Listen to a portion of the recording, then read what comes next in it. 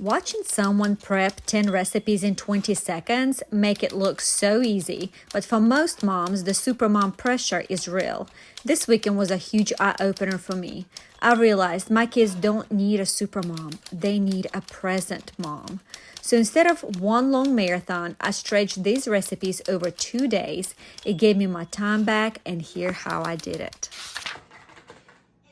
Saturdays are my days when I usually prep ahead, try new recipes, stay busy on the farm. But over the past several weeks, our girls started their soccer season, so our Saturdays have been looking a little different. So this particular Saturday, I was planning to go cheer on the girls, come home, and start my making ahead meal prep. I really wanted to make bread, especially on Saturday, because I knew that on Sunday we'll be in church the first part of the day, and then if I had to bake it on Sunday, it would be late into the evening. As I was getting all my ingredients out, my girls came up to me and said, "Mama, let's have a girls' day." Our boys had to go to Virginia to take care of our animals, so it really was a perfect opportunity for a girls' time. I'm a doer by nature. I'm always on the go, always checking things off the list. So when my girls asked me for girls' day, I had to pause and I had to reflect. I felt this weight, this pressure from fake social media world to be this supermom who gets everything done and everything done perfectly. The conviction was heavy. My children are only small ones, so I said, you know what, forget it. Let's have us some good time. And good time we had. Sunday after we got back from church, I put my apron on and got to work. While the dough was rising to make our favorite honey whole wheat bread, but this time with cinnamon swirl, I decided to start working on meatballs and the most delicious mushroom sauce. I add all the recipes in the description of each video. So for meatballs, it's really easy. You just add ground beef. I also added ground pork to make it a little bit more tender. Then different spices, a little bit of breadcrumbs, and that's about it. And then just roll it and put it in the freezer. Now for the sauce, I cooked mushrooms first with a little bit of butter. I also added chopped up onions and minced garlic. Once my mushrooms were cooked and tender, I added flour. Now flour is for thickening the sauce. I added 2 tablespoons, but I really should have added 3 tablespoons. I mixed flour with mushrooms and then added 3 cups of chicken broth. You can also use beef broth, whatever's your preference. I also added a little bit of Worcestershire sauce. Then I thickened my sauce with a little bit of cornstarch mixed with water, and oh boy, it was amazing.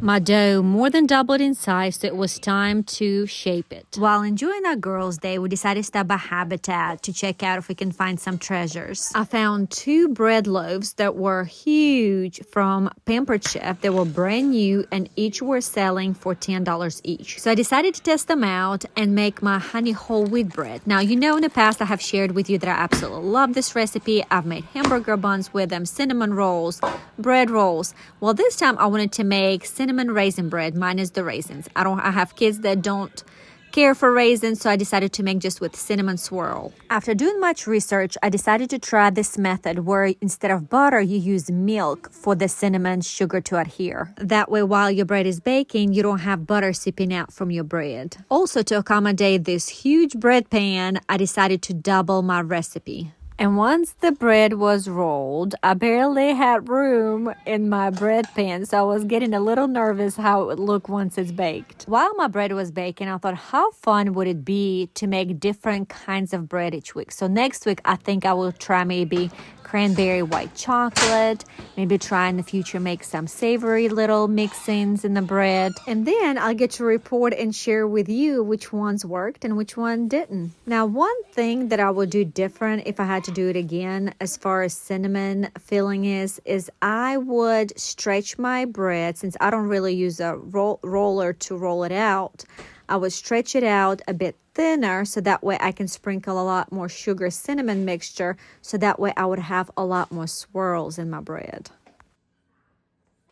And just look at her in all her glory. She was a beauty. This bread was huge. I have never made bread that big. Got a little toast? Yeah. Yogurt here. Too. Now, I wasn't sure how long to bake it since I've never had a pan this big before. All my previous pans have been from Dollar Tree. Ooh. So I ended up baking it for 1 hour, but next time I can definitely come back on time for about and bake it for about only 50 minutes.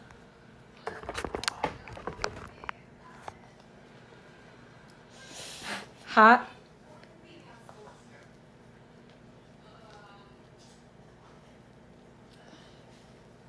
I will link in my description how I make this honey whole wheat bread. It is so worth a try. It's so easy, so healthy, and so delicious. My kids just cannot get enough. By this point, my meatballs were frozen, so I removed them from freezer, placed them in a Ziploc baggies, and put them back in the freezer.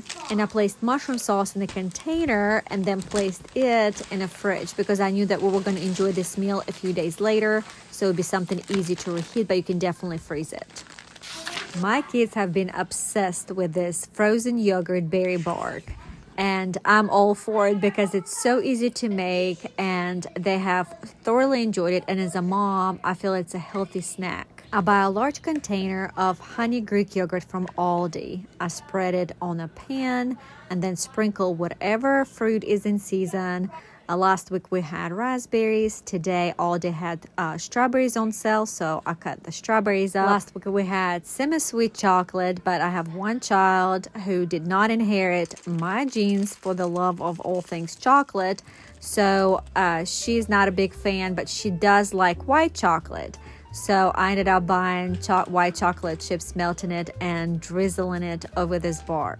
You then place the pan in the freezer and let it sit for a few hours. I usually just let it sit overnight and then remove it, cut it in pieces, and enjoy it and keep it stored in the freezer. My bread was too big to fit in a bread bag, so I ended up having to cut it in half, which kind of made me happy that I didn't have to bake 2 loaves, and this pan was sufficient for me to make 1 loaf. But little did I know that we would eat this loaf in no time. Monday mornings are very busy in our house. Kids are homeschooled, so they all start their school. I have baking orders for my Etsy shop. I have thrifting orders that I need to pack for my also Etsy shop. So Monday morning breakfast, I love something quick. And this is why I was so happy that I made this bread the day before, because kids and I enjoyed French toast for breakfast on Monday morning. Kids enjoyed this breakfast Monday morning so much that they also asked if we can have it again on Tuesday. So we ended up using up the whole loaf for Monday and Tuesday breakfast, plus a few slices for kids to enjoy it while the bread was hot. My oldest daughter has been begging me to make homemade goldfish, so I told her we can do it if she can help me. The desire of my heart as a mom is to teach my children before they leave the house how to cook. So each night, one child helps me with our dinners. This way they also learn to appreciate other people's time and effort that they put into cooking. For this recipe, you need to grate 8 ounces of sharp cheddar cheese.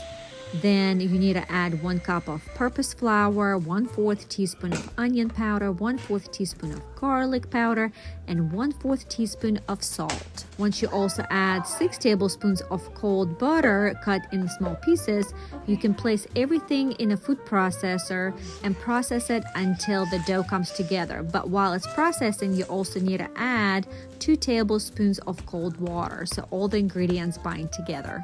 Put the dough in a plastic wrap and stick it in the fridge and just let it sit for about 30 minutes to an hour. Once you're ready to roll your dough out, remove it from the fridge, divide it into smaller pieces, and then roll it out. And you want to roll it out very thin because while baking, your dough will puff. If your dough is rolled out too thick, your goldfish won't be as crunchy. Once you fill your bake sheet with goldfish, and we ended up having 3 full sheets of goldfish, you bake it at 350 for about 15 minutes. Making goldfish is labor of love, but it's definitely worth it. Once a week, and sometimes even twice, I love making cookies for my family. We have several favorites that we rotate, and this week I needed something very quick, and these Mexican cookies never disappoint me. And the best part about it is I always have all these ingredients on hand. In a mixing bowl, we're going to add 2 sticks of butter, and you want to make sure that your butter is softened, and 2/3 cups of powdered sugar. We're going to cream butter and sugar together until it's light and fluffy. Mix in vanilla and gradually add your 2 cups of flour. Next, I add 1 cup of pecans and I'll let the mixer do all the work. It does take a little bit for this dough to come together, but so you just have to be patient. Do not add anything else to it because eventually you will get a dough that is easy to scoop, it is pliable and easy to work with. I love using my mini cookie scooper, so all my dough balls look the same and pretty, but you can definitely shape it with your hands.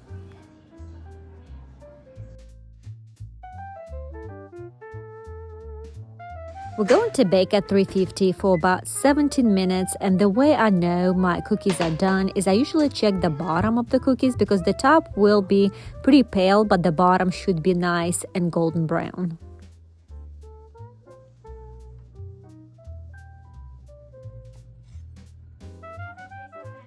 Once cookies are completely cooled, you can roll them in powdered sugar. I find it easier just to place them in Ziploc baggie, add powdered sugar inside my baggie, and just shake them up.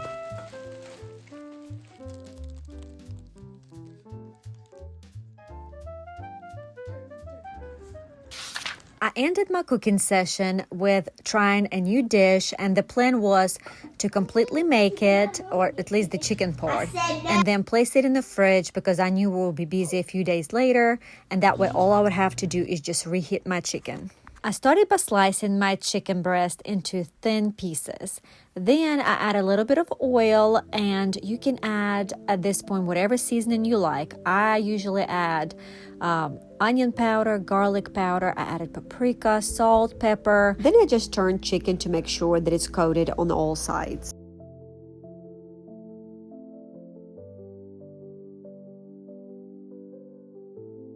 Cook chicken on both sides. It doesn't take them long to cook, and if it's not cooked all the way through, it's okay because we are going to put it in the oven to finish cooking anyways. Here we're just trying to lock our flavor in and get that golden crust on our chicken.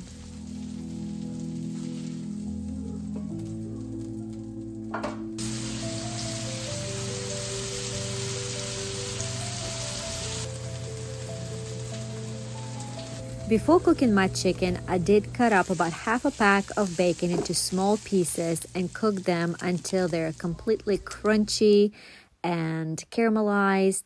And once I removed them, I ended up cooking my chicken in the grease that was a little bit left over from bacon. So that way it also adds flavor to our chicken. When making sauce for this chicken, I used the same pan in which I cooked my chicken because I wanted to get all the bits and pieces that kind of caramelized on the bottom of the pan. First, I wanted to make roux, which is what will thicken our sauce. I added a little bit of oil to my pan and then added 3 tablespoons of flour.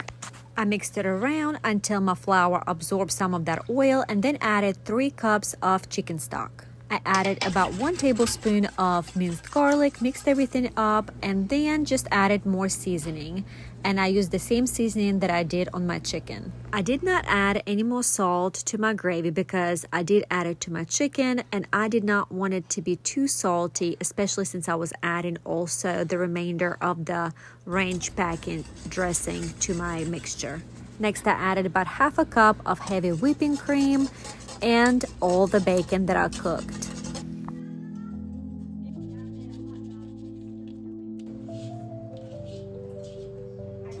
I let my mixture cook a little bit on the stovetop until it thickened a little bit and then poured everything over my chicken. I put my pan with chicken in the oven at 350 for about 45 to 50 minutes. Once my chicken was done cooking, I removed it from the oven and let it cool completely to room temperature. Since I knew that we were going to enjoy this dish about 2 days later, I did put it in the fridge. However, you can stick it in the freezer and enjoy it at a later time. All I had to do was warm it up in the oven and dinner was done. Come back next week as I share more delicious recipes with you.